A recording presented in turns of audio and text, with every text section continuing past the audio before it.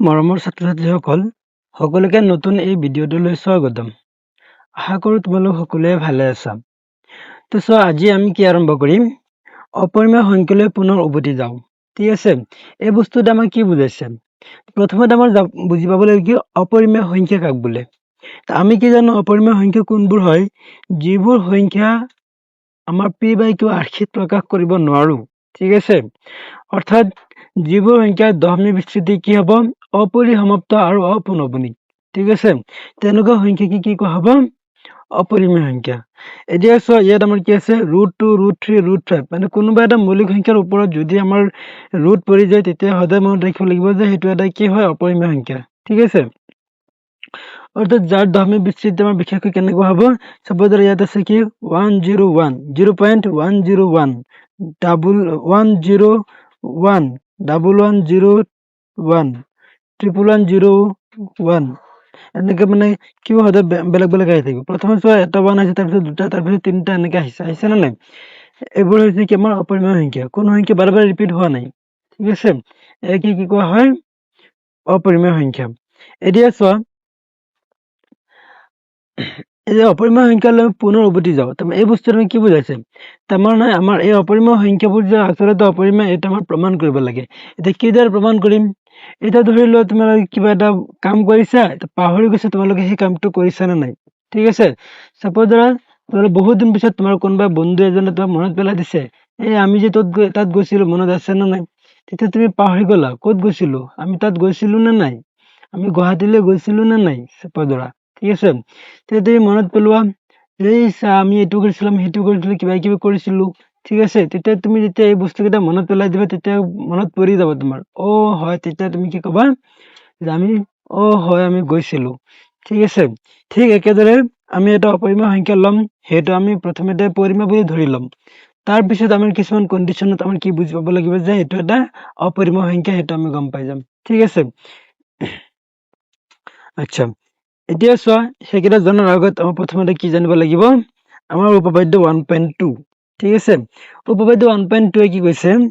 ধৰা p মৌলিক, তাৰমানে p যিকোনো এটা মৌলিক সংখ্যা বুলি ধৰি লোৱা। ঠিক আছে, য'ত p এ স্কয়াৰক হৰণ কৰে আৰু এই p এ কি কৰে? a স্কয়াৰক হৰণ কৰে। মানে a স্কয়াৰ মানে কিবা এটা বৰ্গ সংখ্যা ধৰি লোৱা, কিবা এটা বৰ্গ সংখ্যাক হৰণ কৰে। ঠিক আছে, তেন্তে p এ a কো হৰণ কৰিব। তেতিয়াহ'লে p এ কি কৰিব? a কো হৰণ কৰিব, তাৰমানে যিটো বৰ্গ সংখ্যা লৈছো তাৰ বৰ্গমূলকো হৰণ কৰিব। ঠিক আছে, এই কথাটোকে বুজাইছে, য'ত a এটা যোগাত্মক অখণ্ড সংখ্যা আৰু কি কৈছে? a যিকোনো এটা যোগাত্মক অখণ্ড সংখ্যা, অৰ্থাৎ ধনাত্মক অখণ্ড সংখ্যা। ঠিক আছে, এতিয়া চোৱা, ইয়াত আমাৰ কি কৈছে যে উপপাদ্য 1.3 √2 অপৰিমেয়। তাৰমানে √2 হৈছে এনেকুৱা এটা সংখ্যা যিটো অপৰিমেয়। আমি এনে জানো এইটো অপৰিমেয়, আৰু ইয়াত উপপাদ্যও কৈ দিছে যে এইটো এটা অপৰিমেয়। ঠিক আছে, এতিয়া এইটো যে অপৰিমেয়, এইটো আমি প্ৰমাণ কৰিম। ঠিক আছে, কিদৰে প্ৰমাণ কৰিম তোমালোকে প্ৰথমৰ পৰা শেষলৈকে চাই থাকিবা। ভিডিঅ'টো যিহেতু বহুত দীঘল হৈ যাব পাৰে, সেইকাৰণে প্ৰথমতে মই কি কৰিম, লিখি লৈ তাৰপিছত তোমালোকে এইখিনি বুজাই দিম, তোমালোকে এনেকে লিখি ল'বা। ঠিক আছে, যাতে ভিডিঅ'টো অকমান ছুটি হয়। প্ৰথমতে আমি কুৱেশ্যনটো লিখো এইদৰে, চোৱা,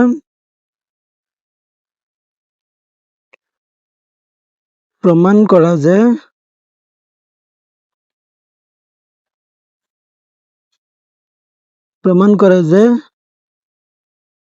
√2 অপৰিমেয়।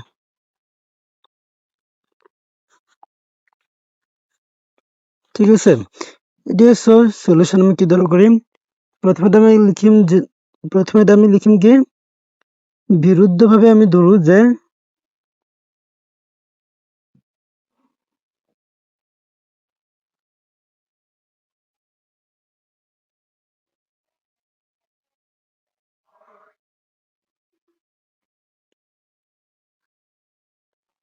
√2 পৰিমেয়। এতিয়া চোৱা, আমি কি জানো, বিৰুদ্ধভাৱে ধৰি লৈছো, এনেটো জানে √2 এটা অপৰিমেয় হয় নে নহয়? অৰ্থাৎ আমাৰ উপপাদ্য কৈ দিছে যে √2 এটা অপৰিমেয়। কিন্তু এতিয়া প্ৰমাণ কিদৰে কৰিম? তাৰ কাৰণে প্ৰথমতে আমি কি কৰিলাম, √2 আমি পৰিমেয় বুলি বিৰুদ্ধভাৱে আমি ধৰি লৈছো, তাৰ সত্যটোক বিৰোধ কৰি আমি ধৰি লৈছো যে √2 পৰিমেয়। ঠিক আছে, এতিয়া বাকীখিনি মই লিখিলো, তোমালোকে হেৰি কৰিবা, লিখাৰ পিছত ভালকে বুজাই দিম, তাত বুজি ল'বা। প্ৰথমতে ইয়াত আমি কি লিখিছো, সেয়ে দুটা সহমূলীয় অখণ্ড সংখ্যা পি আৰু কিউ পাব পাৰো যাতে root equal to P by Q, হয় নে নহয়? যেহেতু ৰুট আমি পৰিমেয় বুলি কৈছো, পৰিমেয় বুলি ক'লে ইয়াক আমি পি বাই কিউ আৰ্হিত প্ৰকাশ কৰিব পাৰিম। পি বাই কিউ আৰ্হিত প্ৰকাশ কৰা মানে কি, আমাৰ কিবা এটা মান পি থাকিব আৰু কিবা এটা মান কিউ থাকিব, মানে কিবা এটা অখণ্ড সংখ্যা পি আৰু কিউ থাকিব, হয় নে নহয়? খালি চৰ্তটো হ'ব লাগিব কিউ নট ইকুৱেল টু 0। চৰ্তটো লিখি দিব পাৰা কিউ নট ইকুৱেল টু 0 বুলি দিলে দিব পাৰা, নিদিলো নাই। চ' এতিয়া ইয়াত আমি কি কৰিব পাৰিম, এফালে পি টো কি আছে, কিউৰ লগত হৰণ হৈ আছে, সেইফালে গ'লে কি হ'ব, কিউ ৰুট 2 হ'ব, ইকুৱেল টু এইফালে কি থাকিব এতিয়া পি, হয় নে নহয়? এতিয়া আমি কি কৰিম, দুইফালে বৰ্গ কৰি দিম, Q root 2 whole square equal to P square. কি কৰিছো আমি, দুয়োফালে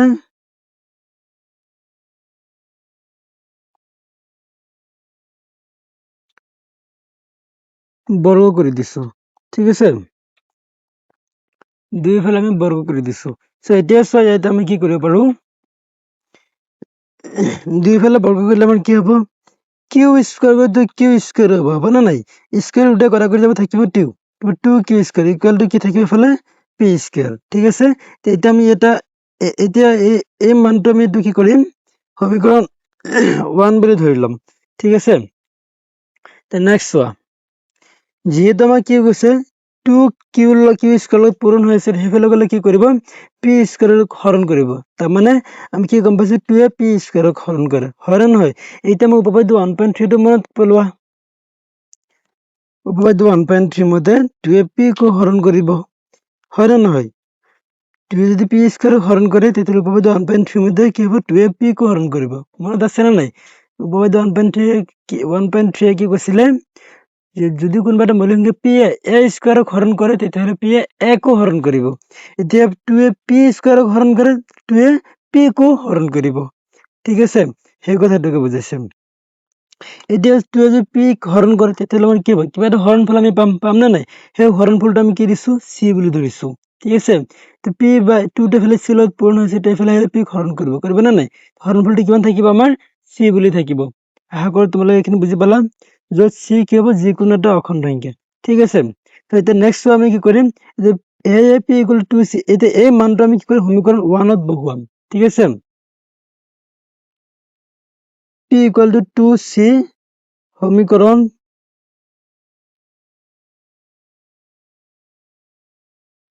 1 ত বহুৱাই, সমীকৰণ 1 ত বহুৱাই আমি কি পাওঁ, 2q square equal to P square আছিলে, হয় না? তো পি মানে আমি কি পাইছো, 2c, তো পি স্কয়াৰ জায়গাত আমি কি পাইছো, পি মান যেহেতু 2c হোল স্কয়াৰ হল, ঠিক আছে। এতিয়া চোৱা, 2q স্কয়াৰ ইকুৱেল টু কিমান হ'ব, 2c হোল স্কয়াৰ মানে কিমান হ'ব, 2 স্কয়াৰ মানে 4c স্কয়াৰ মানে c স্কয়াৰ, ঠিক আছে। তো 2 এ 4 কিবাৰ কাটিব, দুইবাৰ কাটিব, কিয় কাটিব, 2 টো ইফালে পূৰণ হৈছে, সেইফালে গ'লে 4 ৰ লগত হৰণ হ'ব, হয় নে নাই? তো 2 এ 4 এ কটা কৰি যাব কেইবাৰ, দুইবাৰ, সেইটো মই ডাইৰেক্ট কৰি দিছো। সো এতিয়া কি গম পালো, q square equal two 2c square, ঠিক আছে। এতিয়া ইয়াৰ পৰা কি গম পাইছো, 2 এ c স্কয়াৰ পূৰণ হৈছে, এইফালে আহিলে q স্কয়াৰ হৰণ কৰিব নে নাই, অৰ্থাৎ ইয়াৰ পৰা কি গম পালো, 2 এ q স্কয়াৰক হৰণ কৰি আছে, হয় নে নহয়? 2 এ q স্কয়াৰক হৰণ কৰি আছে, বুজি পালা? তাৰমানে আমি এতিয়া কি পালো,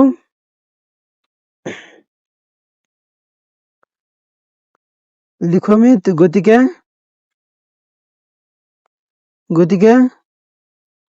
2 এ q স্কয়াৰক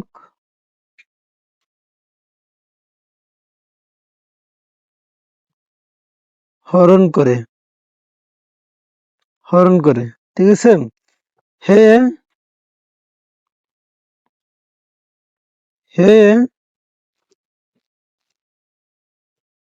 উপপাদ্য 1.3 মতে, উপপাদ্য 1.3 মতে 2 এ q কো হৰণ কৰিব,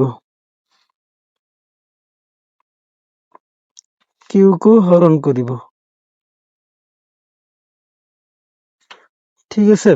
তো আশা কৰো তোমালোক সকলোৱে এইখিনি বুজি পালা। এতিয়া চোৱা, যিহেতু আমি ইয়াৰ পৰা কি গম পালো যে 2a কিউ স্কোৱাৰক হৰণ কৰে, গতিকে আমি কি ক'ব পাৰো 2a কিউ স্কোৱাৰক হৰণ কৰে, সেয়ে উপপাদ্য 1.3 মতে 2a কিউকো হৰণ কৰিব, হয় নে নহয়? উপপাদ্য 1.3 এই বস্তুটোৱে বুজাইছিলে। যিহেতু পি আৰু কিউৰ অন্তত 1ৰ বাহিৰে আৰু এটা সাধাৰণ উৎপাদক 2 আছে। চোৱা, 2a যিহেতু আমাৰ কিউকো হৰণ কৰে, আকৌ সিফালে আমি পাইছিলো যে ওপৰত 2a পিকো হৰণ কৰে, হয় নে নহয়? তাৰমানে আমি কি গম পাইছো, পি আৰু কিউ ইহঁতৰ 1ৰ বাহিৰে আৰু এটা সাধাৰণ উৎপাদক কি পাইছো আমি 2 আছে বুলি পাইছো, হয় নে নহয়? কিন্তু পি আৰু কিউ যে সহমৌলিক, এই সত্যটো বিৰোধ কৰে। আমি কি ধৰিছিলো, পি আৰু কিউ এইটো সহমৌলিক বুলি ধৰিছিলো, হয় নে নহয়? সহমৌলিক মানে কি আছিলে? সহমৌলিক মানে আছিলে যে 1ৰ বাহিৰে সিহঁতৰ আৰু কোনো সাধাৰণ উৎপাদক নাথাকিব। কিন্তু এতিয়া আমি এইটো প্ৰমাণ কৰি পালো যে আৰু এটা সাধাৰণ উৎপাদক 2 আছে, হয়নে? এই বিৰোধ ফলৰ কাৰণ কি চোৱা, এই বিৰোধ ফলৰ কাৰণ হ'ল আমাৰ ধাৰ্য ৰুটটো পৰিমেয় বুলি ধৰা এইটো অশুদ্ধ। তাৰমানে কি গম পালো, আমাৰ ধাৰ্য যে ধৰিছিলো যে ৰুটটো পৰিমেয়, সেইটো বস্তু আমাৰ কি আছিলে? অশুদ্ধ আছিলে, ঠিক আছে? সেয়ে আমি সিদ্ধান্ত ল'ব পাৰো যে ৰুটটো অপৰিমেয়। গতিকে আমি ইয়াৰ পৰা সিদ্ধান্ত ল'ব পাৰো যে ৰুটটো এটা কি হয়? অপৰিমেয়, ঠিক আছে? তো তোমালোকে এইখিনি বস্তু লিখি দিলে হৈ যাব, বুজি পাইছানে? ইয়াত আমি সহমৌলিক কিয় লৈছো? সহমৌলিক ক'লে আমাৰ কি হয়, কিছুমান বস্তু অকমান ছুটি হৈ যায়, ঠিক আছে? বহুত আছে এটা সহমৌলিক নকৈ ডাইৰেক্ট লিখি যায়, তাৰ কাৰণে সিহঁতে মাজত গৈ আৰু অকমান কাম কৰিব লাগে। আমাৰ যি দুটা সংখ্যা আমি ল'ম, মানে পি আৰু কিউৰ জেগাত আমি যিকোনো দুটা কিবা এটা মান আমি ল'ম, সেই মানকেইটাক মানে সাধাৰণ সমূহ কটাকটি কৰি আমাৰ যিখিনি এতিয়া বাকী থাকিব, সেইবোৰ সহমৌলিক বুলি আমাৰ এইটো কৈ তাৰপিছত এইখিনি কৰিব লাগে। সেইখিনি কাম মই মাজত সহমৌলিক সোমাই দি ডাইৰেক্ট কৰি দিলো, ঠিক আছে? আশা কৰো তোমালোকে সকলোৱে এইখিনিকে বুজি পালা।